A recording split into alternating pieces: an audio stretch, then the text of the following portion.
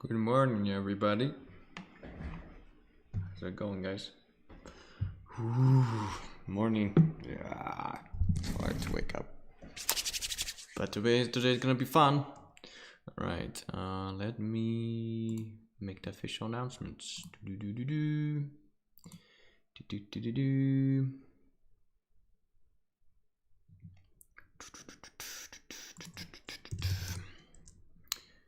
Alright, Discord. We are live. Hey, thumbnail is the right one. Finally. Alright.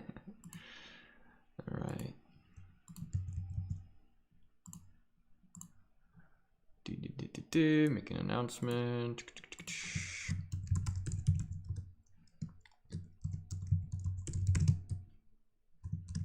How's everyone doing?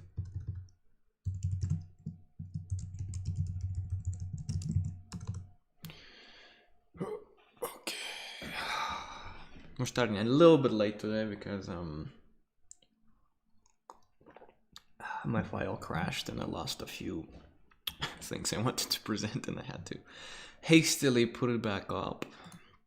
But all good. Hey, good morning everybody. Hey Julie, hey Aster, hey Andy, hey Ring.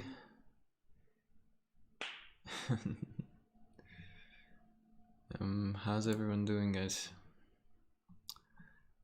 I double check. Do you hear my computer trying to explode in the background? Or everything's fine? How's my voice? Hello, hello. Hello, everybody. How am I doing? I'm doing fine. Okay, good, good, good. Everything seems fine. Good. I checked the Wi-Fi. Everything should be nice and working. The gods of internet blessed us, but tfu, knock on wood.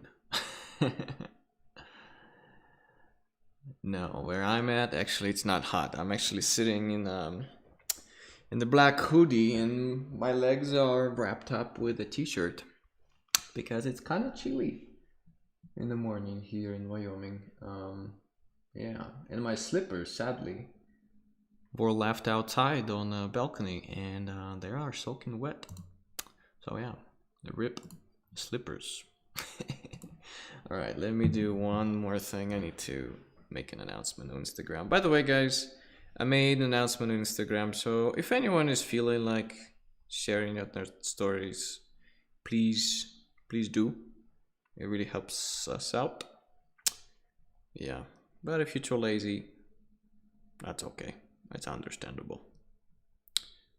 All right.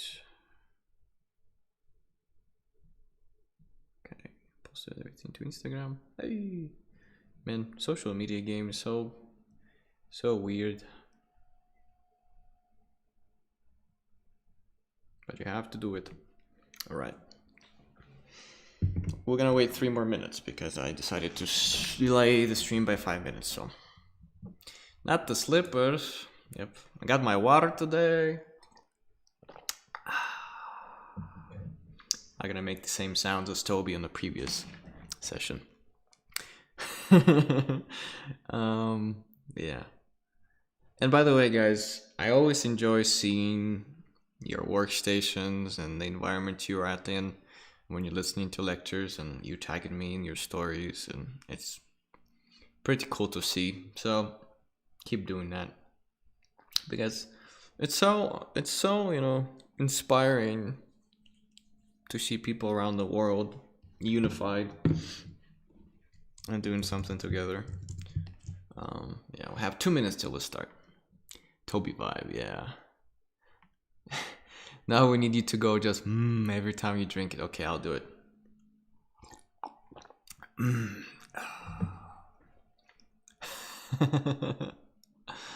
Yeah, guys, if you want to spam something in the chat so the YouTube gods think that we are bigger than we are, it's like in those cartoons or in a movie battle when there's 300 Spartans and the world is big and the enemy is big, and what we do is we simulate that we're bigger than we actually are. I'm really proud of our community, by the way, guys. It's small and awesome. And yeah, the world is taken over not in a month. We're gonna do it slowly and methodically, planning our every move. Right, 1 minute till we start. 14 out of 10. Yeah, I'm pretty proud of what we built, guys. I'm pretty proud. Everyone is not left behind. Everyone is being super productive and wholesome. By the way, people who are not up to date, we have a new channel in our Discord. It's called Pitch Meetings. And on that Pitch Meetings channel, what we do, we give an opportunity to you guys to present your idea, to defend it in front of a bunch of listeners, pitch it, and then at the end of it, I'm gonna be giving you feedback. What's your plan? How well you know the story, format, and stuff like that. Last time we had Aster present her awesome, also kind of North-inspired project, and we listened to it and gave our couple of cents, and it was awesome. Just treat it as as an opportunity to test out your storytelling skills and explanational skills and pitching skills. And then we're going to be doing a pitch meeting every week, as long as people want to pitch their projects to an audience and get feedback on it. And yeah, just treat it as an actual pitch, a job interview, or an actual studio executives listening to you. And then yeah, prepare a PDF. If you want to learn more about it, join the Q&A session afterwards, and I'll explain everything better. All right, it's 11:11. Make a wish. All right, welcome everybody to lecture number 19. Woo! Today we're going to be talking about color scripting. What a color scripter does, what's the role of a color scripter in the pipeline, and what are necessary things that you should know if you want to pursue that career, and what qualities you should possess to pursue that career. I myself am a color scripter full-time as a freelance artist. In my career, I did almost, probably at least over 6,000 frames for color scripts. And I'm going to be sharing my experience and my knowledge. So, as usual, like in storyboarding, like anywhere else, everything starts with an idea or with a script. This is a script for The Incredibles. And as you can see, the storyboard artist was reading the script and then making frames, one by one. In the usual pipeline, right, color scripter comes, and remember we covered this in visual development lecture 1, what the role is of color scripter, but we're going a little bit more in depth now. So when the storyboard is complete, it's usually given out to a color script artist, especially in a 3D pipeline. Why? Because everything has to be built in 3D, lit in 3D, and then it's much cheaper to do a color script that looks something like this, all right? And then color script has an overall color progression and emotion from beginning to an end. And then the 3D team, what they can do is they can get inspired by this or copy it beat by beat, and then replicate the lighting in there. All right, and we're going to be covering a little bit of examples of actual finished projects that are color scripted today. So yeah, the 3D team is very expensive. I think everything is lit in Nuke, but I might be mistaken. Again, I'm not a 3D artist. I don't know what exactly the software that they use to put the light bulbs in, right? But a color script is a big money saver. Why? Because first of all, you pre-visualize your entire color progression in terms of story, beats, emotional progression, lighting, mood, and atmosphere. And then when the 3D team comes in, they already have a guide how to light up each section of the story, a feature film, a commercial, doesn't matter, and then don't have to go, from scratch. Because if you go from scratch, there's a big possibility that you're gonna have a Frankenstein of a movie. What is a Frankenstein of a movie? It's when you have one shot in one color palette, the other one in another color palette, then you have a repeating color palette here, and then what is needed in the production, they're gonna send a screenshot of the 3D render to 2D artist or to the director, and then he has to do a paint over, and then at the end of the day, you can have a Frankenstein of a movie, and that is not good. So our role as color script artist is to first understand the script to a T, or the main story, and usually the director comes to you and explains it to you, right? And then you usually are provided with an animatic. Last time when Borja was speaking, he showed us an animatic, which was basic sound design and storyboards. Most of the time, storyboards that I get look something like this. This is from the Fisherman Die at the End prologue that I already showed you before, guys. And my role as a color script artist is to first listen to the director in the script that he gave me, listen to his notes, ask as many questions as possible, then watch Animatic over and over and over again until I can picture the whole thing in my brain and understand what emotional beats are most important. Then, what do? Well, I screenshot the most important frames. So for example, if we're gonna look at this, we'll have, let's say, the gate here and here. I'm gonna probably choose this one, right? This frame, and then we have like a close-up. This is important. Or maybe instead of a close-up, I'm gonna take this shot because I know that this is an emotional beat when he turns around, right? Maybe first time they meet, I also gonna keep it as an emotional beat. First time he gives him the bag, you get the main idea. And then I go through the whole storyboard like this, trying to indicate what are the main emotional aspects of this story. And then I screenshot everything by hand. Sometimes I'm given a set of frames by an art director already. But that happens very rarely because the director usually doesn't have the time to do that. Usually he needs to hire a person who makes his life easier. So usually I like to say, okay, what do you think are the main emotional moments? You say maybe this.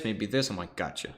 Then I go into the animatic itself, pause it, get the main screenshot, and then I compile everything into a giant file like this where all of my frames are together. Now color scripting starts. What is the color scripting process? So first is understanding the story to the T. Second, watching an animatic or watching a storyboard until your eyes bleed. Why? Because you need to rehearse the freaking story in your mind so many times that you don't even need an animatic, and when you press play in your own brain, you can imagine lighting, sound, animation, everything. So the only thing that you have to do is go and then start putting the lighting, the mood, and atmosphere in there, okay? So I'm gonna give you one example. This is the job that I did with Borja. The meeting kind of went like this. It's a kid who is excited to wake up for Christmas, but it's 5 days until Christmas. So each day something happens, and then his day progressively gets, suckier and suckier and suckier. Little note, when you're a color scripter, sometimes you'll get a script to work from. Sometimes you'll get a storyboard to work from. Sometimes you'll get nothing to work from. Only words and descriptions. In this job, right, if we want to go into a little detail, this job started with a temp script, so it was unfinished. So it was a temp script that was always changing. We had no storyboard.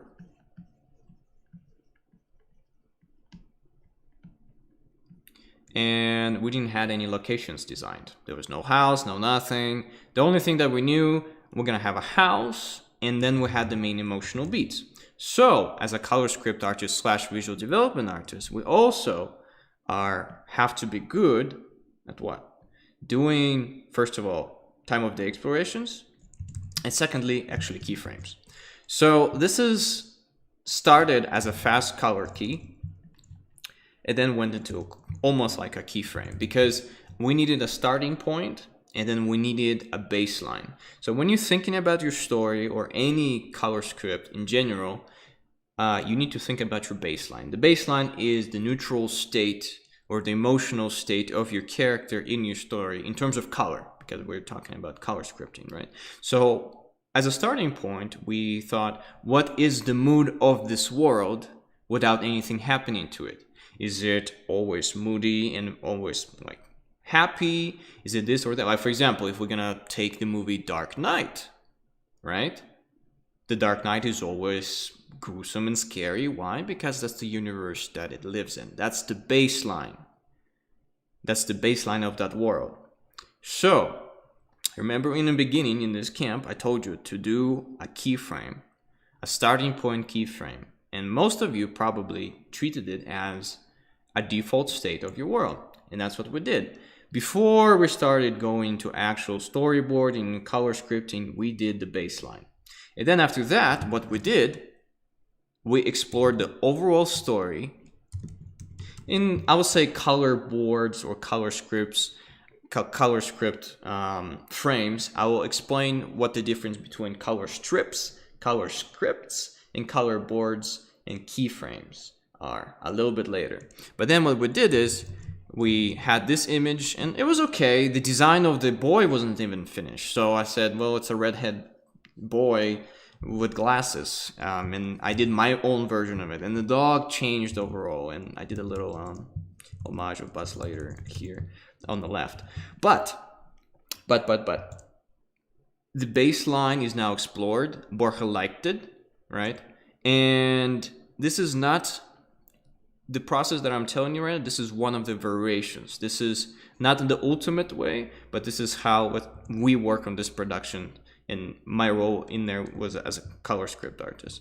So then, after the baseline was established, what do we do next? Well, me and Borja, we sat down and we explored the main beats of the story.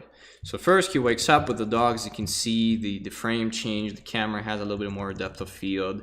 Then he builds a snowman. Then he meets his sister for the first time. Then they ride into the forest, and then they encounter. And then they have a little adventure on a sled, and then they go on a lake, and then some drama happens because he feels left out because his parents like the sister more now, and then we have a spooky moment. So see, instead of doing all of this in the beginning, we explored the whole story in minimum frames as possible. We diluted the story into, how much is there? 9 frames, right? We knew that we had a happy beginning, a little bit of a progression, then something happened, and then slowly everything goes into chaos and darkness. That's why we have this very, Borja likes Spielberg a lot. So we have a very Spielberg-inspired spooky shot, right? So again, one of the most important skills of a color script artist is simplifying the story and boiling it down to simple statements. And I know I've been drilling that into your brain. Keep everything simple, try to extract the essence, and that's another way, or another way that this skill can be useful for you, right? Okay, we established the baseline and we explored the keyframes in terms of mood and where it's gonna go. Before I even started going into the color script itself, and I'm gonna give you a little bit of a disclaimer, but a spoiler. For the half of this color script, I worked without a storyboard, and I storyboarded my own moments. That's why the composition's a little bit simpler. And then somewhere around the way here, I think, the storyboard artist came along. And then I started working from a storyboard. As you can see, color scripting pipeline can be weird, because if you are a good color scripter, right, you should be also a little bit of a storyboard artist, a little bit of an illustrator here and there, so you can be invited early on to explore the story from color standpoint. And then what I did in the beginning, when I had, let's say, a frame like this, that it's not in a movie, frame like this, I did a frame like this, for example. This is called, I would call it color script, and then there's color boards. Are they the same thing? Almost. So let me show you an example with The Incredibles. Hopefully you're following me on this. So this is a color script or color strip. You can call it whatever you want, right? And it represents the whole movie. Another way to represent the whole movie, this is called movie barcodes or movie color barcodes. Do you know what it is? Well, a movie color barcode is when you take one frame of a movie and it's 1 pixel wide, and then you stack it against each other and you compress it into this. You're looking at this and you're probably like, Misha, what the hell is this? This is chaos. But no, it isn't. This is Jaws, our favorite movie of all time. This is The Matrix. This is The Lion King. This is The Batman Dark Knight Rises. And this is The Incredibles. And you're like, Misha, why is this useful? Well, when you are color keying or where you are color scripting, your job is technically, imagine this, an emotional progression through color. If we look at The Lion King here, we can kind of see where each moment starts and ends, especially in terms of drama. For example, here we have a lot of jungle. Here we have a lot of open air scenes. I think this is in the desert. Those are night scenes. This is, I think, the final fight. And then at the end, as we can see, we have hopeful colors, right? And in animation, usually, color is used much more to tell a story and tell an emotional progression versus when we're talking about films and movies. Because with films and movies, it's a little bit harder to manipulate lighting here and there. And there's movies like, for example, what's that movie about, the second part about a robot who became sentient? What's it called? But a bunch of flying ships, and then Indiana Jones in it already. I forgot. But in that movie, what's that? What's the name of the movie? Why do I forget movies when I start my lectures? It's not Inception. But it doesn't matter. In movies, sometimes they use color to their benefit to tell a story. But for the most part, it's monochrome. Blade Runner. Thank you so much. So in Blade Runner, and we're going to talk about it in our lecture on Friday, they use the color yellow, for example, to represent his memory and discovery of truth. So the whole movie progressively becomes more orange as he goes, and in the beginning it's very desaturated and gray, and then he finds like an orange flower or yellow flower, and then he goes into a room that is always yellow, and then the color yellow started to represent truth in there.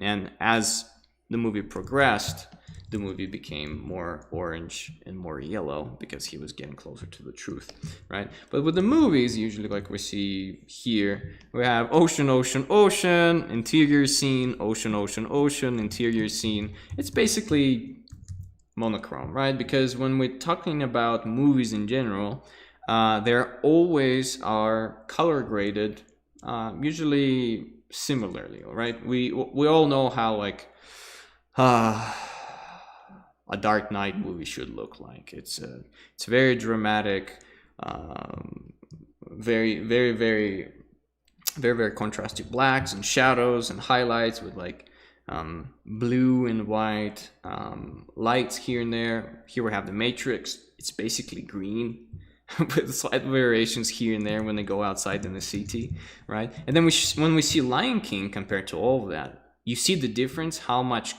Of course, we still have jungle colors and desert colors because it's in the savannah, right? But at the same time, we see that there's more things happening with color as we go. Same thing with The Incredibles. The Incredibles is a pretty long movie. I think it's much longer than The Lion King. But here we have blues and oranges and greens and then the reds. I think this one is when he gets discovered in the lair. No, actually, here when he gets discovered in the lair in the Incredibles, and he discovers that all of his friends are dead. And then see over here the whole thing turns white. It's when the lights pop up and then he basically goes into darkness. So we need to think about our entire story before we even paint anything or we create a color script. We need to think how it begins, how it ends, what are the main emotional moments here, here, here, and here. And then we have to basically, as I showed you before, we can imagine the moments that everything leads up to, right? And then we should visualize it in our brain first. Why? Well, because imagine that if in the beginning I start color scripting linearly from point A to point B, right? Like right here. And let's say I start too intense here, let's say with oranges and reds and something else, and then I have a last moment where they fight. So if I'm gonna have too big of a color or too emotional of a moment here, there's going to be no room in terms of color and progression to then end here. So that's why it's really important to imagine all of your important beats in the story and then imagine them in your brain. You can do keyframes like I did with Borja, right?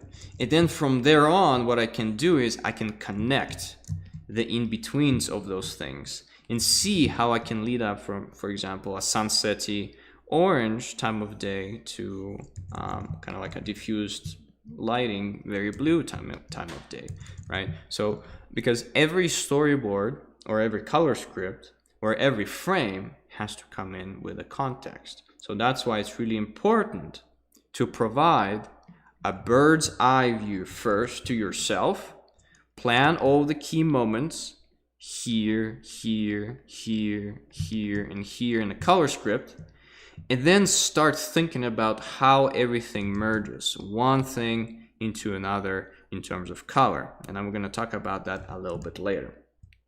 So let's say you received the storyboard, you received the script, you did the keyframes in your brain or in real life, then you start color scripting. How the process usually goes. And here I want you to introduce to color strips. So what are color strips in general? I'm gonna show you two examples of color strips. So first one is The Incredibles, right? I showed you the color barcode of The Incredibles, but this was the color strips. Again, color script and color strips are different things. So let me make a note. Color script and then color strip. Two different things. So a color strip is, again, see, in this movie, I'm pretty sure that the color scripter that came to Incredibles, I think this is Incredibles 1. They might not had a storyboard, but they might have had an unfinished script. So what the color scripter did here, he went in and then planned the entire movie with whatever he heard from Brad Bird. And then, sorry, it's in such a low res, I couldn't find the high res of this. And I didn't have enough time to get a book for this. But what he did, very, very gesturally and very, very, as you can see, very simply, he made each emotional moment of the entire story.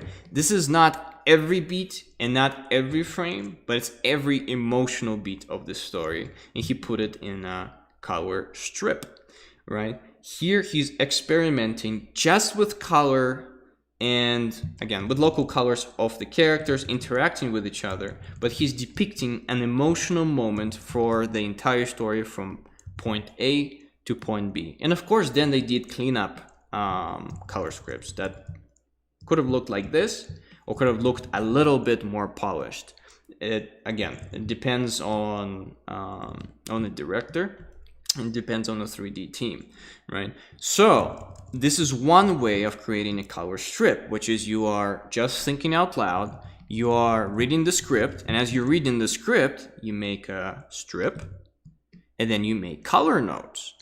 There's two different ways to do color notes. When you are thinking about your entire story progression from point A to point B, right?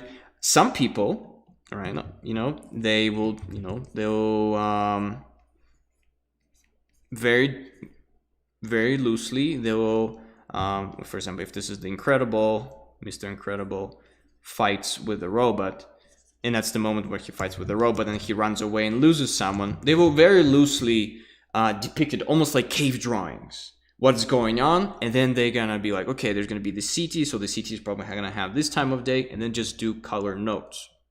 And again, it looks something like this. Super simple.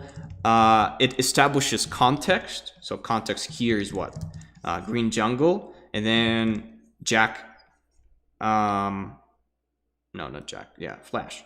Flash as red highlight, right? And then black contrasty things that chase him into the jungle, right? And this is more than enough to basically explain yourself the whole sequence. Of course, there's going to be little details where the lighting comes from, but that's where the clean color script or color boards come in. That's when you actually define everything for the 3D team to a T, right? For example, here, there's no questions. The lighting is coming from here. He gets a highlight here. But again, color strips are there just to make a plan and go for it. In my experience, color strips are usually something that you do in the back of your brain. I don't have enough time to, for example, here, I think I had 2.5 months or 3 months to do 135 frames.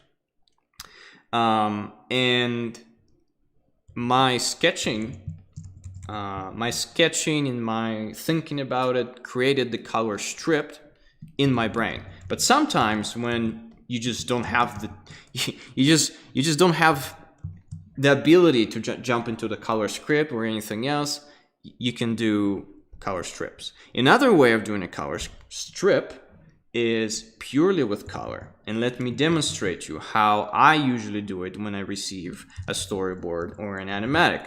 So, as I said before, I think about the story from point A to point B, and I rehearse it in my brain. I remember when I was, I did a lot of Apex Legends color scripts, and by the end of the job, I could hum the entire track or the temporary track that was in the trailer. I could rehearse every single line of dialogue because I was rewatching it over and over and over again. For example, with my process of color scripting, for one day, I don't even do any color scripting. I'm only planning. I'm rewatching the animatic over and over again until I get an accurate representation of emotional moments in my brain, and then I start thinking some more, and then I sleep, and then I wake up, and then I start.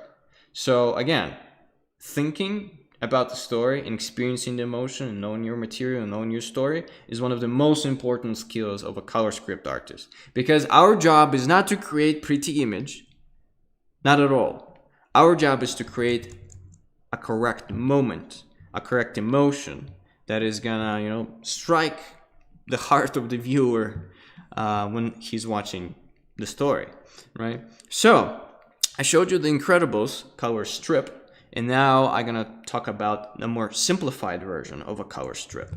A lot of you guys probably have seen this thing, right? It's when you have a lot of colors in a weird looking line and all doesn't make sense to you, right? I'm pretty sure all of you, like if you looked at any color script artist or visual development artist, they have this cool looking thing, and you probably think it's like, well, maybe they're just showing the colors that they use, or some people just included just so it looks cool what they did. But actually, this color strip has a purpose. What this purpose is? Well, it's a thinking out loud tool. So what do? You look at your storyboard and you imagine it in color.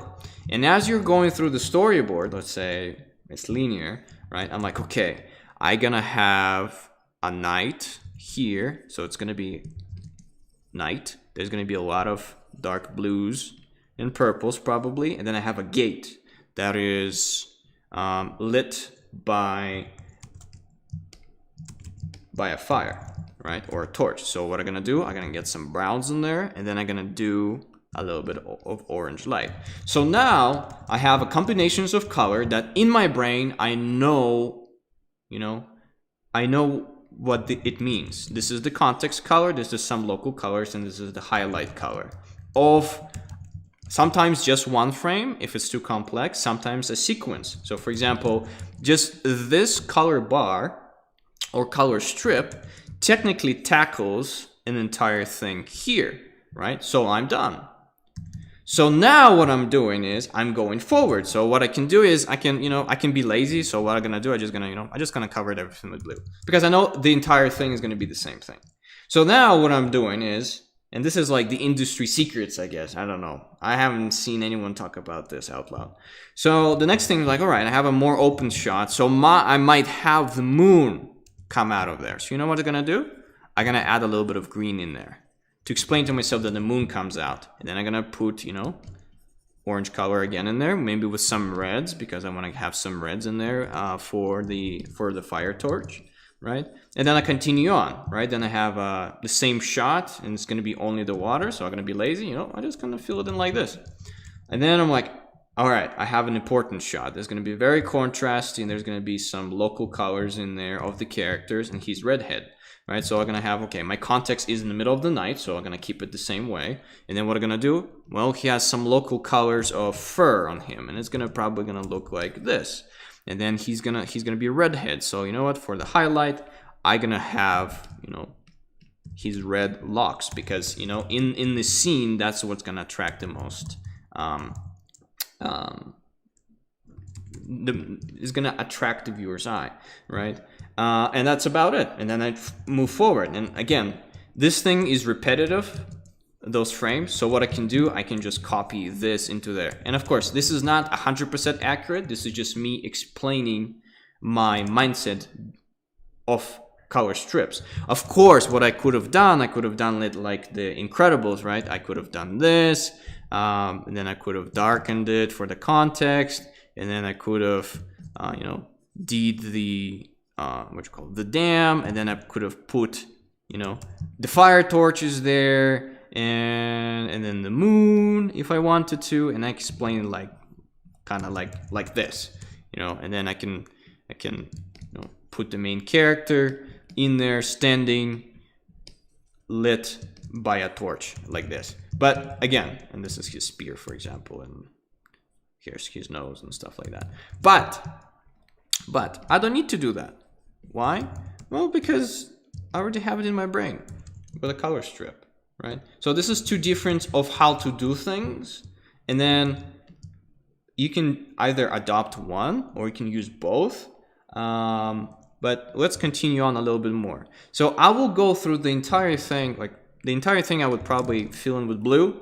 Why? Well, because most of the things here are on the lake at night. So I'm gonna have my, my primarily color of blue, and then everything else is gonna be mixing into that.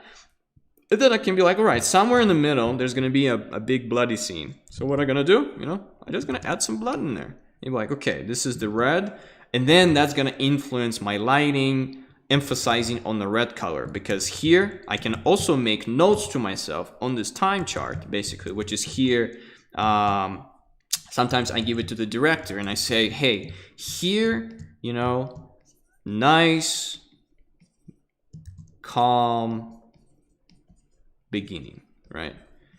And then over here, I can say just the word bloody boom, for example. And those notes are going to be very useful to myself later on, because what I can do with those notes, if I don't imagine the whole color script, I can go and see where the most color change appears in a linear progression. And then what I can do, I can just tackle this section, and I can tackle this section, and then I can tackle this section. So one thing leads to another in the color script, right? And then I know that I have a pretty fiery ending where there's going to be an explosion, so I'm going to have some fire in there, and maybe there's going to be a sunrise, for example. So what I'm going to do, I'm going to add a little bit of purples into the skybox colors, right? And now I can see that, oh, the hope is rising over here. See, that's another way of using color strips. Again, super simple version. The entire sequence is in your brain, and you're imagining it, and then you are leaving yourself little breadcrumbs to remember when you're going later on, right? Or you can do it the Incredible style, when they're doing a super simplified version of the entire thing, right? And they actually put in some compositions in there and local colors in the objects, almost like cave drawing. Super simple and understandable. If you want to go an extra mile, this is more than cool. But again, see, this is for the director to see, because our job is to make sure that the director understands everything, and the director can see a bird's eye view of the movie, right? So I'm pretty sure that Brad Bird requested it for himself so he can see the entire progression, because a color key artist probably can do, as we did here, this. But if you're going to show this to Brad Bird he didn't go through the same, he cannot upload himself into your image and understand your color stripped notes to yourself. So sometimes you can make this, and then you can do, so this is level 1 color strip, and let's say you can do a level 2 color strip. And that is going to look something like, again, I showed you this. And after all of this, you're going to do an actual level 3. But it's going to be color script now, right? So level 3 is color script. That's when you have the entire plan in mind. You know where you're going. I'm always skipping level 2. I don't need it. I don't need to show it to anybody. And Borja, he trusts me enough. So what we do, we discuss this in voice channel. So then what I do is, when I know the entire color progression in my mind through color notes and color strips, I begin doing a color keys or color script. Difference between color keys and color script, there's not a big of a difference. Honestly, there's no difference whatsoever. I would just call, more polished things color keys. So this is a color key for me. It's not good enough to be a keyframe, and it's not bad enough to be a super rough color board or color script. So I call it color key. But again, technically the same thing. You can call this whole thing color keys or color boards, or you can also call it a color script. Honestly, it's almost the same thing. Just don't confuse it with keyframes. Keyframes are usually just very polished things that Toby usually does for our productions, right? Yeah, and everything is pretty synonymous. So don't get too confused. I honestly call this a color script, because again, I am not doing pretty images, and I'm focusing only on color and color progression. So I always call them color scripts. Yeah, so you are more than welcome to call everything color scripts too. All right, so we went and discussed color strips, level 1, level 2, and then we dive into a color script. And again, understand this. If you imagine everything pretty well, right? So for example, here I did a lot of planning. First of all, I planned out my time of day for each sequence, because I knew that each sequence would technically represent or have a certain mood for certain action. So for example, the entire color script plan that I had in mind when I was doing this, I wanted the colors of day 1 represent morning, early morning, and then day 2 I wanted it to represent kind of later morning. Then day 3 I wanted to represent in the middle of the day, and then day 4 I wanted it to represent sunset. day 5, I wanted it to be late sunset and nighttime. And then the last scene, which was morning of day 6, basically, or morning of day 5, I wanted a sunrise for hope. So through the entire 20-minute of the episode, we had an entire progression of time of day, but also that time of day showed you what kind of a mood the boy is in. And then it emphasized what was going on in the story, because when he was just waking up and everything was like very mystical and, morning and very exciting, it had dominating oranges and yellows for the morning. And then when she came along, right, it was kind of still early morning, still exciting, but then it was slowly getting into the day. It was getting slightly less exciting, right? And then it was day, all the excitement is out of it. He's actually in the car, being sad at all. Yeah, and as you can see here, see all those blues? I already had a color plan in mind when I did those two. See? Sometimes you need to make your life easier by just planning the whole story with just keyframes, figuring out the main emotional beats and the main time of days, and then you're going to make your life much, much easier. Why? Because this entire sequence, yes, there's a little bit of, maybe the sun is going down a little bit here and there, but for the most part, it looks very similar to this. Same blues, same greens, same skybox type of a deal, right? And of course, sometimes you need to think about transitions between one scene to another scene. For example, here you will have in the middle of the day, then we'll have some blues in there. And now here I have I call it transitional frame, when I have some colors from previous scenes and then next scenes. So for here, I have same blues that are here, just a little bit darker, and then I'm introducing some oranges.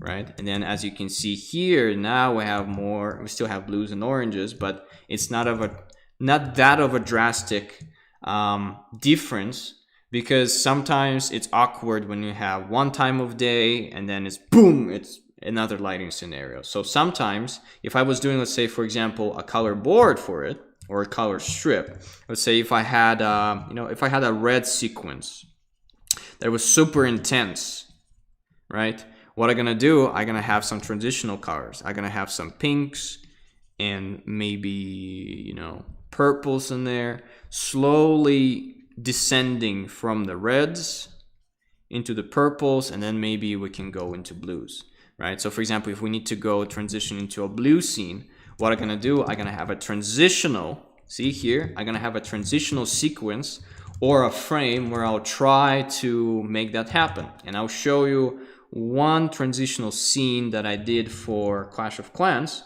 It's a pretty good example. So here's a Clash of Clans storyboard. I'm gonna dive into story really, really quickly. You can watch it on Clash of Clans official channel. It's the first video, Clash 10 anniversary. So we have a barbarian who really, really wants to help out, and everything is exciting and awesome, but he fails at everything. So he tries to hang out the light bulbs and it fails. He tries to light a lamp with a little match, but the wizard does it for him. He tries to hang a little disco ball, but the guy lifts up a giant dude, and they lift up a giant disco ball, and now he's sad, and now he goes away and he's all alone and he's sitting, lonely me, hello darkness my old friend, right? And then transition into a blue scene. So what did I do here? So I introduced excitement with the color yellow, and then slowly I start introducing a little bit of blues here and there every time he gets sad,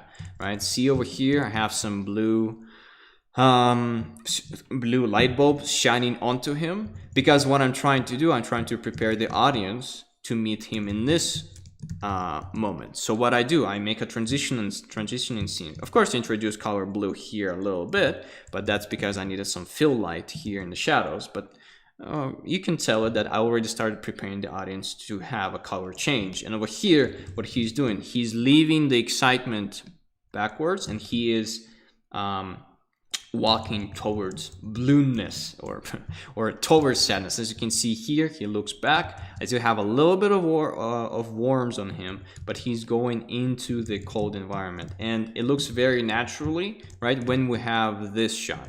Imagine if we had none of that. We would have had just orange and then blue, and then like, what the hell happened, right? So you also have to think about how one scene or one emotional moment goes to another emotional moment when you are creating your color keys.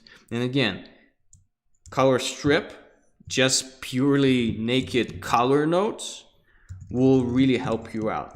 And you guys probably saying, but Misha, I have no idea what each color represents what. How do I represent sadness? How you represent this and that? Do not worry. I will cover the emotional state of the characters and how each color affects our emotion on third lecture about color and light. Right now we're just talking about the principles of how to plan everything out, and then we're gonna dive deeper and deeper into actual making of the color script and then technicalities of it. Right now it's just a general approach. Why? Because you need to start thinking about your own story.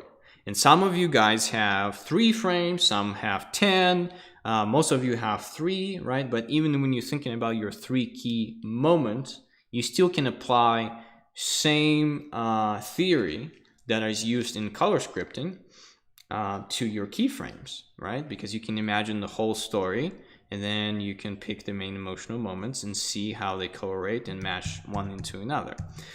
Okay. All right. So yeah, color strips done.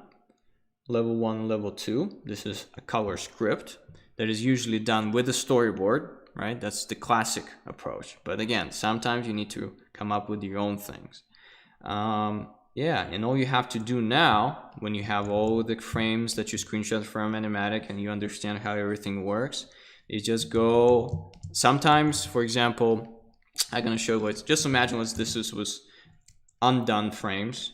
So sometimes, again, I would just do this frame, and this frame, right? And then I will go on day 3, I'll do all these frames leading up to these frames. And then I would do all these frames leading up to this one, and then that. Sometimes when I imagine the whole color script very well and I don't have to explain anything to myself, I just do frame, because I have enough of experience with Clash of Clans universe or with stories in general that I don't have to plan everything ahead that much.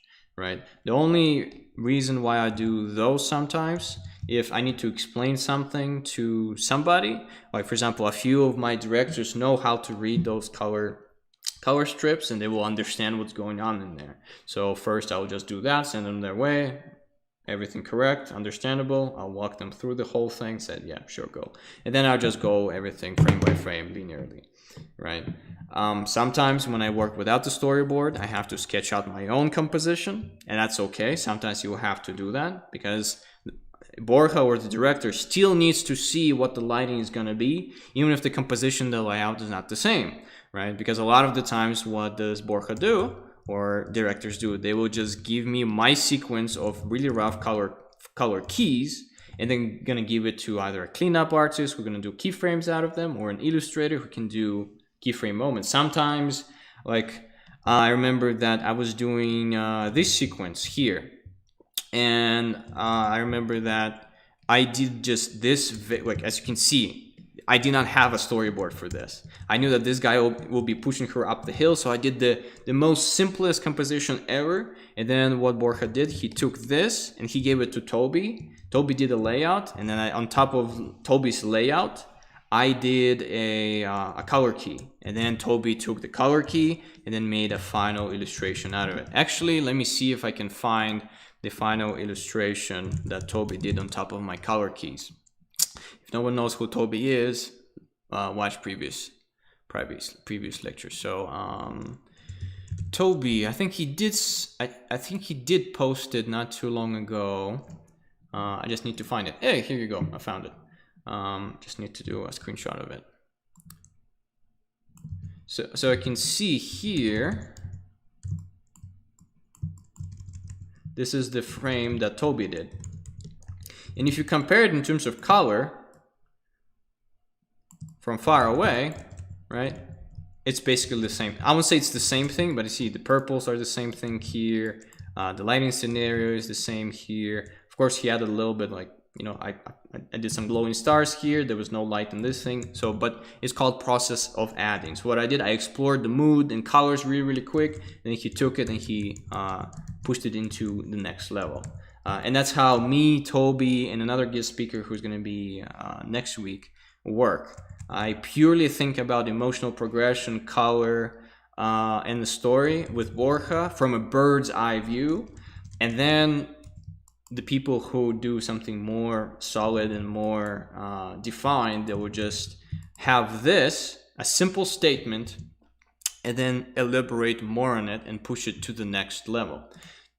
Right? And that's how that's how the process works. So now let's watch the animatic or an animation for this, and hopefully the sound is going to be okay. And then I'm going to explain every decision that I did frame by, not frame by frame, but shot by shot. Just need to enable sound. I'll make it super quiet just in case we'll get banned or something.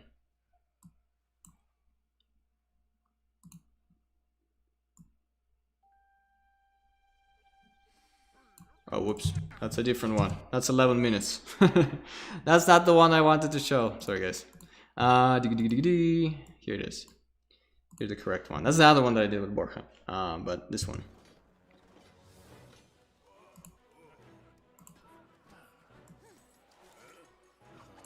As you can see, the shot with the barbarian, him lighting up the thing, him being knocked off, the guy lifting up the guy, and now the sad part starts. He's walking away,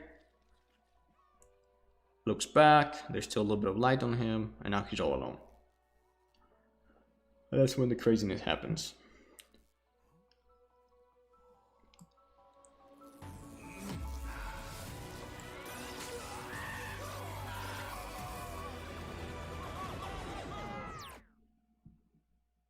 Yeah, then he wakes up in a video game. Yeah, now you can see what the final product was. But you're gonna probably say, but Misha, they don't look exactly like the color keys. And that's okay. Well, because sometimes not everything is possible for the 3D team. But let's say if you're listening to this and you want to be a color key artist, right? This is me talking to you, right? But you have to understand that someone is going to come in and then they're going to replicate it in 3D, and not everything is possible in 3D. What you're trying to do, you're trying to be as close as possible to what is possible in 3D for the lighting team, but you cannot guess everything. Like, for example, I'm going to talk about specifics, what you should keep in mind when you are doing your color keys. Or in general, honestly. First of all, you key light, and we're going to be talking about the 3-point light system on a Wednesday. But first of all, you need to understand where your lighting direction comes from, your key light. So the lighting team, even though, as you can see, not everything was perfect in that animation in terms of lighting, but if we compare this shot, and then we just do a screenshot of it, and we're gonna paste it in here, yes, it does look different. Why? Well, because first of all, when I was doing it, there was no grass here, so I missed the local color of green. But overall, You know, the same orange light coming from the left, the direction is the same, because you have to understand that when you're doing your color keys, it's usually right after the storyboard phase, and things can change over time. But if you have the essence of the moment in there, it's gonna tremendously help the 3D team, right? I think the best moment that I think they copied almost exactly, and this is from part 2, actually, of the same animation. You know what? I'm gonna show it to you guys, so you understand the full context of the color keys. So this is part 2 of the same thing. You get zapped, turned away.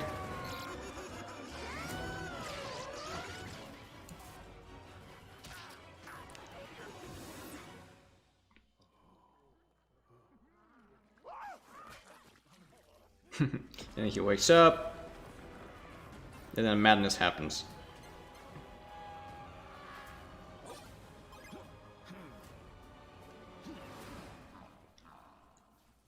And then the final shot.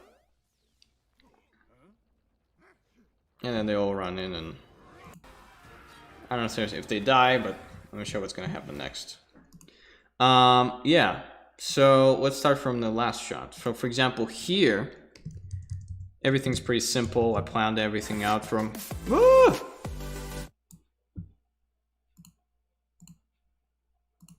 I got blasted by dubstep music. I'm sorry, guys. Yeah, so then in part 2, right, I actually started the whole thing from this shot. As you can see, it's more defined than others. I did like, I don't know, 10 jump scare. I'm sorry, guys. Hopefully you're all alive now. See, this is my way of keeping you on your toes. Stupid YouTube. But yeah, I did this shot. I did like 10 variations of it. 10 variations of like how the pixelation was. This is technically a keyframe that started like a color key, and then I defined it more and more. Why? Because sometimes like the color key artist, you need to define things more. Why? Because smoke, electricity, some animation ideas here and there, they're gonna use it for the final shot, and it's not enough for me just to simply say, hey, direction comes here. I need to convey a little bit more of, like, for example, here, this spear gets pixelated, this doesn't. And if you can do more than just thinking about colors, you can think about the final shot, and you can be really good at polishing things up and do like a keyframe. Maybe not super polished, but polished enough to get some visual information for the VFX team ahead, 3D team ahead. You're going to be very valuable. So for this sequence, which was part 2, this is part 2, I started with the final shot. Why? Well, because that's the main reveal of the bad guy who is that they're gonna fight and jump into the portal that he creates, right? So I created the shot, you know, and then I started from the beginning, right? I ended here when he gets sucked in. This is also almost a keyframe. It's pretty polished when he gets sucked into the hole, right? Same thing here. I think my favorite shot was doing this because I like dramatic underlighting. And the frames were awesome. I forgot what the storyboard artist's name is. Paul something. I'll try to link him in the description, his Instagram. But it was amazing boards, and it makes all the difference between a successful color script and, I would say, a mediocre one. Color-wise, it should be always good, but when you have a really skillful storyboard artist, it's just, you know, it's just such pleasure to work with great storyboard artists. And the boards look something like this, actually. Right, as you can see here and here, I did change the design here and there, but the main essence kept the same. Same thing here, for example. I didn't really change anything much because I didn't need to. Sometimes I get just stick figures, but here, for example, I added a few extra bars to the right and a foreground giant there, or I just made a different screenshot in Animatic. Yeah, and it was amazing boards to work from, and I loved it a lot. As you can see here, he gets transported into different game, I guess. I think they released like 2 or 3 new games for Clash of Clans, and then we have, you know, craziness happening. And here we are talking about fast-paced sequence, and here there's no way to do, let's say, an in-between shot for color progression, right? Because another thing you have to think about is pacing. Do you have enough time to convince color change or any kind of color storytelling through the images and through the narrative, right? Because here, each shot is like 1-2 seconds long, maybe 3 maximum. It's really, really fast paced. So here I couldn't have done like, oh, and then he experiences, you know, trauma here, and then he finds light here, now he's all healed up, and then I cannot do this kind of color progression in such a fast paced story, right? So for the most part, I kept most things same color palette wise, and then same thing here, it's purples and blues, and then again there's one last final moment of him jumping into this weird thing, yeah. And then in the beginning, I remember that I had to do this. It was very red and it was very scary. It was too scary. So then I had to introduce some blues and sci-fi things because they wanted to have more magic and more sci-fi in it. So that's what I did. And I had to work on this last sequence a lot, actually. Yeah, but the same thing, he's lit up. Another thing is when you are a color key artist, you always need to think about your environment, about your stage. So for example, before I started color keying all of this, I drew a little town just like this. And then in the back of it, I made a gradient. And then I showed myself where the sun rises and where it sets. And then what I did, I made little arrows pointing to the sun in which moment of each story it happens. Because at the same time, lighting direction that you have to always keep in mind is a big thing in any storytelling. As you can see here, the lighting direction was always from left to right. But then at some point the camera flipped on another side, but it's still from left to right because the sun is here. This is just the camera pointing in the opposite direction. But what they did in the actual story, they kept sun from left to right without changing the camera position. So all they did, they basically flipped this shot right here to this, and they did the same thing here. Because in the storyboard, it was pretty clear the camera position goes on another side of the city, so I kept that in mind and I changed the light there also. But again, the animatic and the final animation go through many iterations after the color boards or color scripting stage. So if you're a color scripter and you don't see your final color keys represented in the trailer, do not be sad. It's part of the process. You were a stepping stone to get where they got to because you planned everything ahead, and they elaborate. Again, just like in Pixar, it's called process of adding. They take your visual information, they change it up a little bit to make it even better, you know, and then you get the final product. You know, a lot of the times, this is just a personal note, you need to really put your ego away when you are working in a production. You have to understand that you're part of the mechanism. You're trying to contribute as much as possible and not pull the blanket towards yourself, right? You have to be very humble, and you have to be very aware that you are part of something. You're not the lead, you're not this, you're not that. You're trying to be useful in a giant mechanism, and sooner you understand that, more useful you're gonna be. Yeah, what else did I wanted to talk about today? I think I covered most of the things that, in terms of how I approach color scripting from start to finish. We're not gonna talk about coloring process today. Why? Because we're gonna have a keyframe week later on, and I'm gonna be explaining my process in depth, from blocking, from lighting, and then next lecture we're talking about 3 light setup, and then we're talking about emotion through color. So there's a reason why I'm not covering painting process yet. Do not be afraid. I will cover it later on. Another thing that I wanted to talk to you about color scripting profession, and to summarize again, understanding the story to a T, planning everything with color strips, and color strip level 2, and then color script, thinking about the transitional shots from moment to moment, being able to recognize those emotional moments in the time frame or in the timeline, right? And then providing, what we do is we're providing a bird's eye view on the whole project to the director and the lighting team before it's made. We are a huge money saver, and we are the bridge between the 2D team and 3D team in terms of lighting. Here's where color scripting lays in, right? Because the 2D storyboard artists give us the frame, then we do the color keys, and now the 3D team can come in.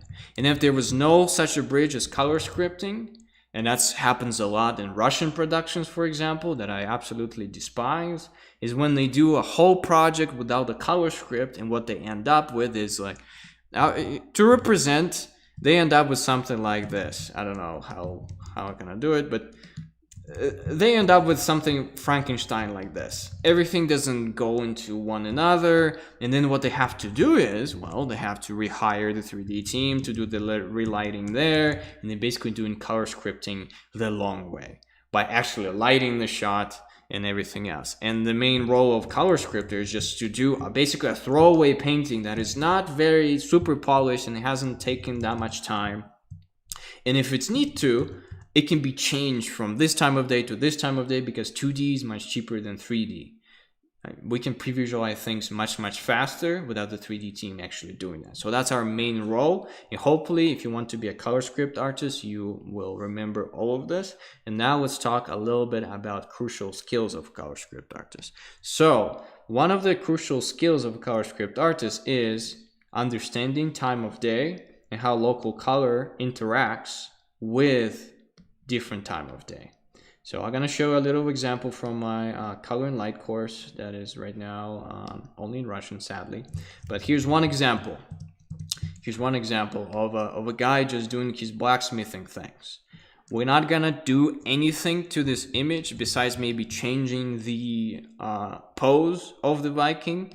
And now we have a more hopeful, more interesting, and more cheerful image just by changing the lighting off a little bit.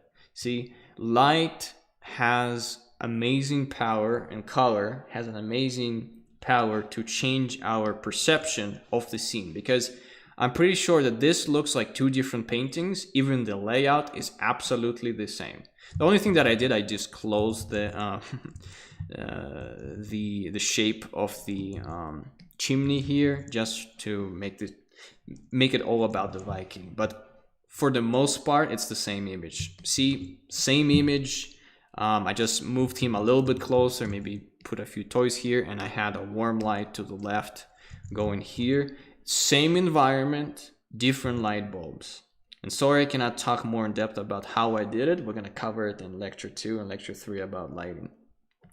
Yeah, and then again, same environment, but now the Vikings preparing for war. And I wanted some gloomy, dramatic purple top lighting. And it looks pretty, it looks, I won't say it looks scary, but it looks pretty serious compared to this, for example, right? So first of all, if you want to be a color key artist or a color script artist or learn from color script artists, you need to understand how different lighting scenarios affect the mood and affect the perception of the image. And you do it by practice, by changing the light bulbs around, studying film. Studying film is your best buddy out there. And then sometimes doing the same image over and over again with different lighting variations. And that's actually going to be one of your homeworks for today, right? Another thing is you have to be a master of time of day. Because if you are not the master of time of day, you will have a hard time thinking about, for example, here. Because when I'm doing a color strip, I can think about what's the skybox color is going to be at nightfall, what's going to be at the golden hour, and I need to understand all this in my brain and study real life nature in photography and cinematography to be able to make those notes in my brain. Again, you have to download all of this stuff into your brain, into your visual library. So for example, this is a time of day, which is midday. Sun is somewhere on the left. And then, we can have the same light, we can have the same composition and have the sun a little bit lower. Then we can have the same composition, but with the sun behind. Same sunset, but the sun is on a different side and we are shooting into the shadow. It's really important that you are able to do that. In later lectures, I will try to explain briefly how to do that. But man, if I had the time, I would have done another 7 weeks on color theory, but sadly we only have 3 lessons because, again, this is a visual development camp for more advanced artists. But this is really important for you to practice and to study from real life. And then again, the moon just got up, right? The night shot. And then in the middle of the rain with a little bit of fog here and there. It's really important for you as a color key artist or any visual development artist, because color, light, and time of day and weather conditions is a whole another tool to manipulate your audience and manipulate their perception of the scene, right? And again, to practice that, watch a movie, press pause, and ask yourself, why am I feeling a certain way? What is this lighting does to my brain and to my emotions? How does it make me feel? Right? Questions are really good. And then over time, of course, there is like the things that I showed you is the classic cinematography time of days, because usually you want to shoot with very dramatic lighting, right? So that's why I have day, sunset, late sunset, and night, because those are usually the time of days that that are perceived in movies. Of course, there's going to be some in-betweens here and there, but wait for your homework assignment. I'm going to drop it today after the lecture. It's too long to explain here, so I'm going to explain it much, much better in text and actual images for you. There's going to be an optional one, and there's also going to be the things that you have to do. And the thing that you have to do is you need to start coloring your frames, your keyframes. And then optional, you need to do a time of day study for your favorite frame to change time of day. And if you want, you can also change mood in that same scene, but that's optional for people who want to go towards color scripting. Yeah, and also there's going to be an optional homework to go and do studies of actual film and animation. And there's going to be one extra secret homework that I'm gonna disclose in the Q&A session. So yeah, and I'm gonna show it there. Because the thing is, I don't want to reveal all of my secrets, and I'm gonna reveal only my secrets in the Discord chat to the real Vikings. So yeah, for the most part, that's what color scripters do. It's a very challenging job because you have to juggle a lot of things. You have to think about story, you need to provide a bird's eye view and everything. You have to think about transitions, you have to thinking about consistent lighting direction, again, the character arc, symbology sometimes, what each light and color represents in your color keys, and then have a natural progression from keyframe moment to keyframe moment. It's a complicated job, very niche. And there's a reason why it's so niche, because you need to be an excellent brainstormer. You don't have to be an excellent illustrator, because as you can see, all those frames are not amazing, but they get the main point across. You need to be really good with light and direction of light. You need to be really good with understanding how light attracts the brain. But for the most part, you really need to feel that this is going to be really fun for you. So the reason I chose color scripting for myself, because it's understanding of storyboarding, understanding of cinematography. You basically are a gaffer. If someone doesn't know who a gaffer is a person on set of a movie set that basically he's best friends with the director who sits in the chair and says, cut, right? And he's the best and he's the best friend with the DP. DP is the person that shoots everything through the camera and talks to the director how the shot's gonna look like. So there's DP, director of cinematography, there's the gaffer, and then there's the director.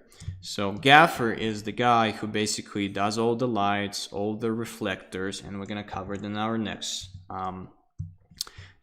lesson how all that works.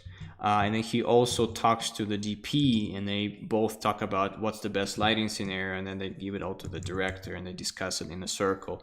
So that's the trio of best friends when it comes to making movies. But the thing is, when we're making animation, we still have those same DPs, same gaffers and directors. They just have different titles. For the gaffer, it's color keys, right? Because we are setting up color keys plus the 3D team, right? Because they light everything in 3D. So what we do is we, just like gaffer, set up all the light bulbs in the actual space, and then the 3D team replicates the same thing, and I talk to the director. Sometimes, even in animation things, people also invite the director of photography, but usually the director itself is two persons in one, because he's gonna show me the reference from real life movies. For example, Borja, he always gives me Spielberg movies to reference as, and that's where I see my main cinematography inspirations, and basically director of photography is Borja himself by providing me those references, and then I am implementing those into the color keys. So yeah, that's on profession of color keying or color scripting. Hopefully you found it interesting. It's a very complex job. Not a lot of people do it. First of all, because it's not very mainstream to do this. Not like, for example, if you're gonna Google color scripting or color keys right now into YouTube, probably our video right now is gonna be the first lecture explaining the profession. I'm not even kidding. So if you wanna, be very niche and want to get a job, there's a big chance you can get a job in color scripting, because there's so little people do that to a professional level.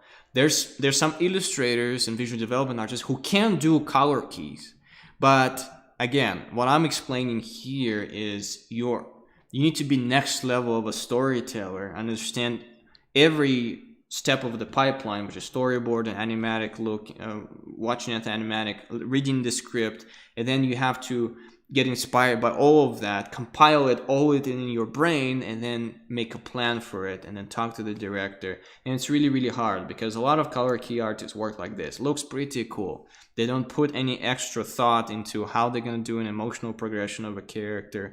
Will they have a transitional shot? What each color represents in their color script? And what's the overall, mood progression of the thing. Not a lot of people work like that. And I only knew like one or two color scripters who think the same way. So if you're going to have this competitive edge, and if you're going to go through this entire course, for example, which is this visual development course, and you're going to have all the knowledge that I provided in previous lectures in terms of storytelling, and then you're going to combine it with next lectures, you're going to be golden. Because again, a lot of the times when I work with a few directors here and there, some directors say, this is the first time an illustrator or color key artist asked me those questions. And usually I'm shocked, because why don't they ask those questions if it's so crucial to the story? Because it's going to be reflected in the color keys, right? So yeah, hopefully we're going to get more color scripters because of this lecture. Time for Q&A. Do you have any questions, guys? Question time.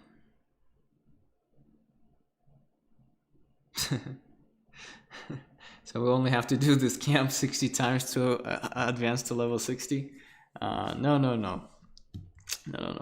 All right. If you have any questions, we're gonna have we're gonna have like 5 to 10 minutes, and then we're gonna jump to a personal Q&A session. All right. So do you get any script? Yes. Sometimes I get a script. Sometimes the director tells me the script on the call, and then I make notes. Sometimes I get an actual script or notes or log line to understand the whole story. Question, what is the difference between Colorscript and Colorboards? There's no difference between Colorscript and Colorboards. It's absolutely the same thing. It's like Colorscript, color keys, or colorboards. Let's just make a visual indication so you can look at it once. So color keys, and I think I covered it before that, but color keys, okay, let's just do color keys, color boards, color keys, or color script. It's the same thing. Color frames could be the same thing, but usually is used in keyframes, and it's usually if you're gonna have colored frames, it's usually that keyframes that the main idea is that you have mood and atmosphere in it, but they're pre-polished. But I would say this: color keys, color boards, color script is the same thing. And then we have color strips, color strip. That's different. That's a rougher, that's level 1 and to level 2. That's a rougher version of the color keys or color script. Yeah, hopefully that makes sense now. Okay, how exactly do you pursue work for this? I personally have never come across job adverts that only want a color person. Is it something that is tied in with environment artists? No, this is not tied to environment art whatsoever, but it does help if you know how to do environments, because sometimes you need to come up with the environment for yourself when you're provided with storyboards. Because, for example, when I receive those boards, you know, the background is not very defined. There's no skybox, there's no nothing, so you still need to come up with it for yourself. But usually there's no job adverts for color scripting. Very rarely I've seen it myself. I never got a job from an adverb. I always got jobs directly coming to me because people see that I'm good with color and mood and atmosphere, and I actually have color scripts in my portfolio. And my entire portfolio is just rough, not very polished work, but done very, very fast, and people can see that. So to get color scripting jobs, you just need to have color script and color scripting looking portfolio. And if you want to see at a color scripting looking portfolio, you can look at my portfolio, you can look at Samuel Smith's portfolio, you can look at portfolio of Nathan Fawkes, for example. Yeah, those are the things that your portfolio is what you get hired for. So if you want to get hired for those jobs, get more color scripting things.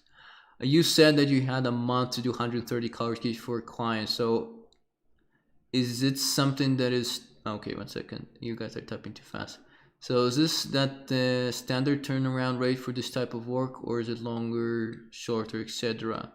Well, I'm gonna tell you this. For average day as a color key artist, you need to do 4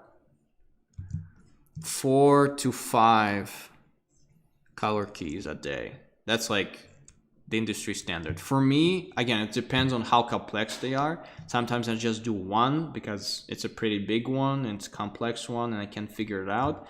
But if everything is pretty simple, you need to do 4 to 5. If it's super complex, 1 to 2 to 3. If everything is super simple and it's the same lighting, you can do up to 10. There's been days that I had to do 15 little color boards like this each day from scratch. Yeah, and there was also days that I was just so burned out I didn't do anything for the day that I supposed to do it, and I catched up the next day and I did like 20. But that's very rarely happens. Usually 4 to 5 is the standard. But again, with this job, I don't remember exactly what the rate was, but I knew that I had my deadline, so I tried to do kind of like a nice pace of a marathon runner, not a sprinter. But at the end of it all, I still had to do things a little bit rougher and much quicker because the deadline was approaching, and I couldn't not By the way, this is Toby's frame. I have one Toby's frame in the Colorscript because I had to change his time of day a little bit and work with lighting a little bit. So yeah, sometimes I get, oh no, I have two frames in here by my friends. One is by Toby here, another one was done by Felipe, because I also had to change his time of day on his keyframe that he did. I of course did mock-ups of those frames that wasn't rendered, and I took it, and then instead of putting an unfinished or not such polished frame by mine into the Colorscript, I actually put their finished illustration to the Colorscript. But yeah, those are only the two frames that are done by them, I guess. And I did those before that. Yeah. Hey, we're getting attacked by adult sites again. Cool. All right. Blah, blah, blah, blah, blah.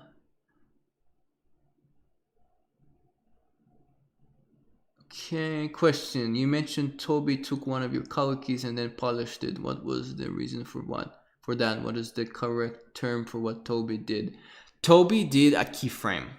So he took my color script or color board, right? And then he did a finished keyframe out of it, or a more polished illustration. I would call it a keyframe or a key moment.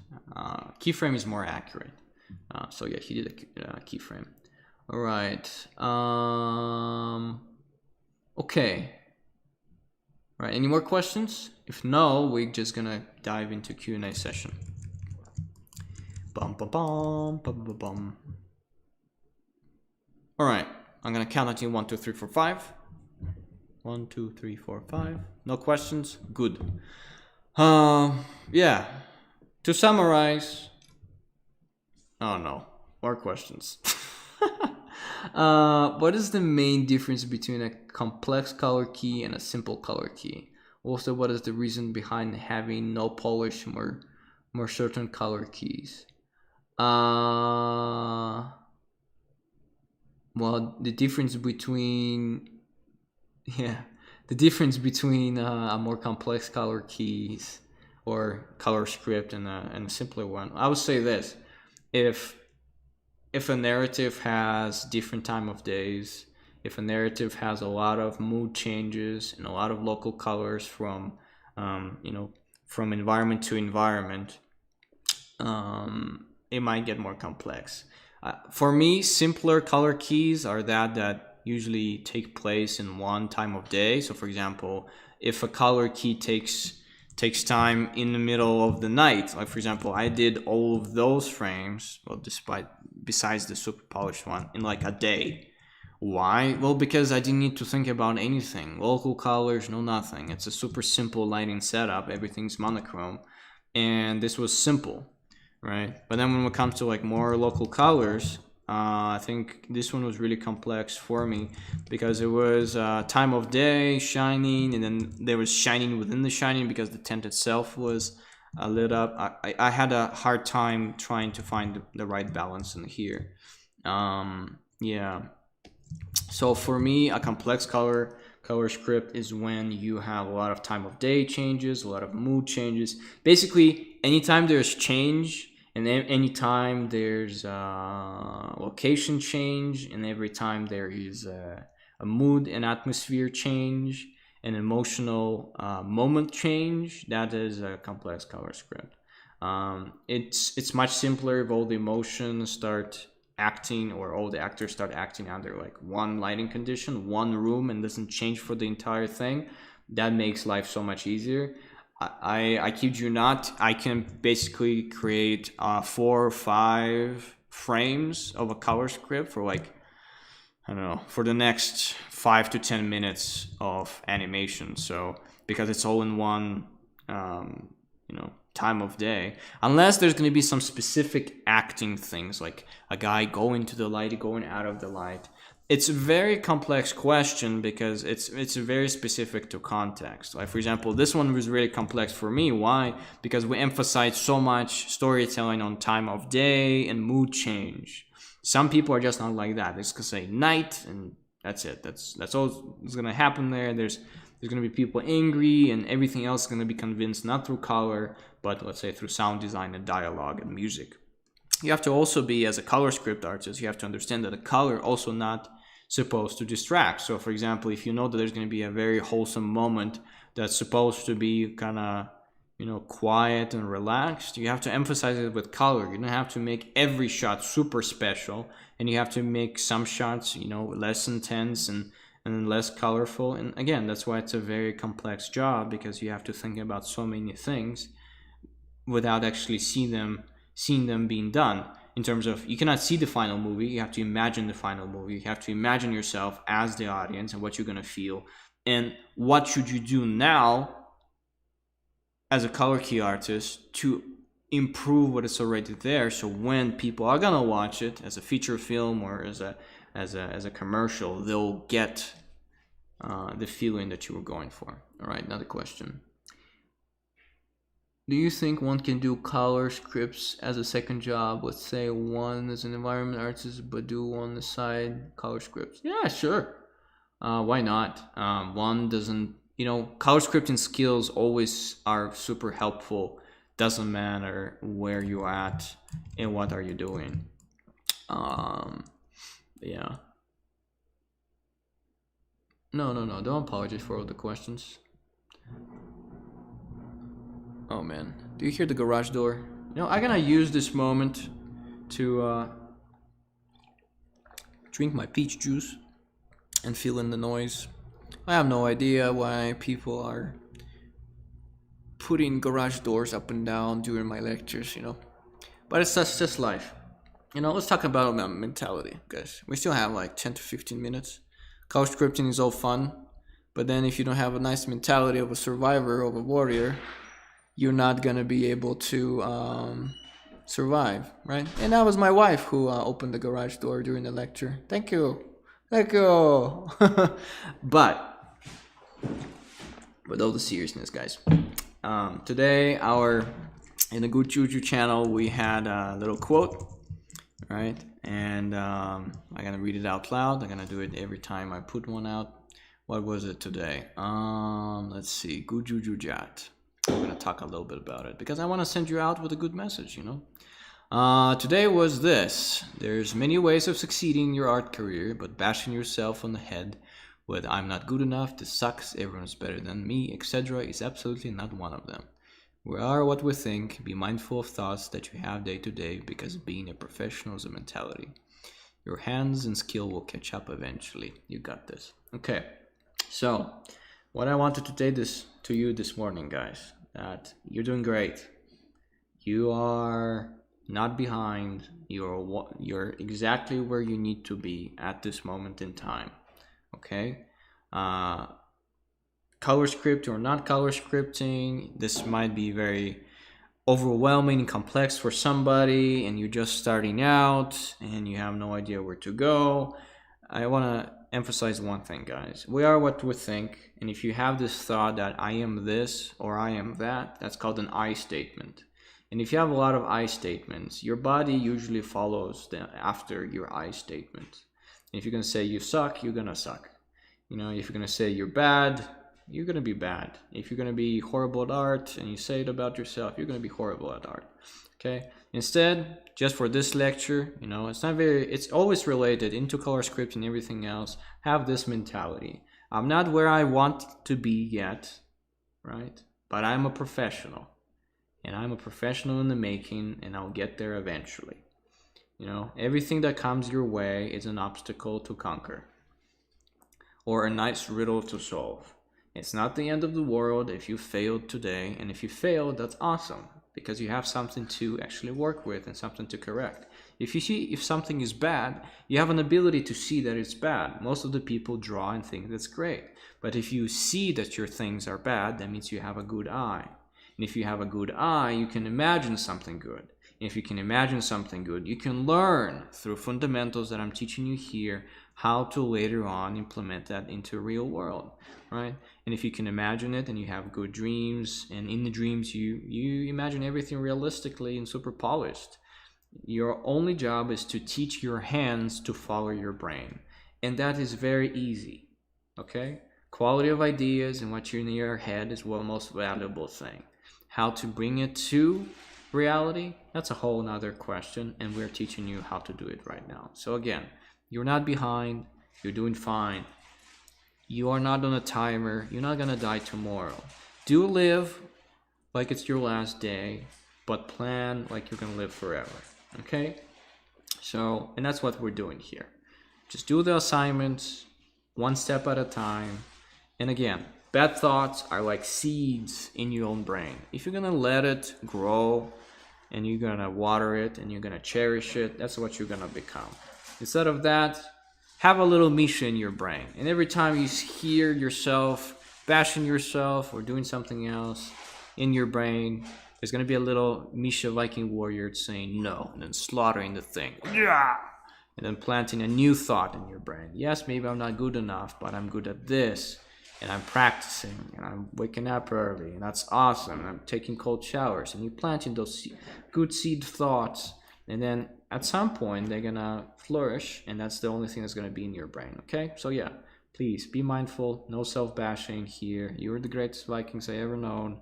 We have the greatest community, and if you need help, go and get help. We are here with 24/7 with questions and answers. We have Good Juju channel. You know, just chillax a little bit, guys. You know, art has to be fun, not stressful, and negative emotions don't always help. Channel the negative emotions to put that into something productive. If you have a bad day and you're very sad, go draw something beautiful, counteract it. But you know what? Sometimes you need to embrace the sadness. Draw something sad. Every time, try to channel your inner juju into something productive and creative. Because if you're gonna be sad, at least be sad while you draw. And it's gonna be awesome. Yeah.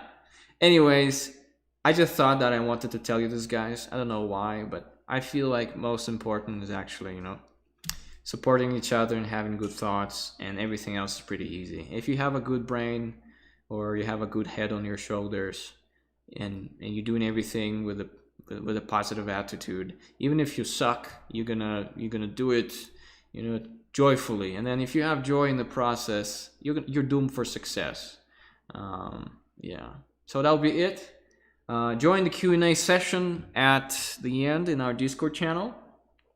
And I'll see you there, guys. Yeah, you're the most amazing, big brain, beautiful Vikings I ever known, and keep it that way. Okay? Yeah. Talk in a few. Stay hydrated. Let's go. Bye, y'all.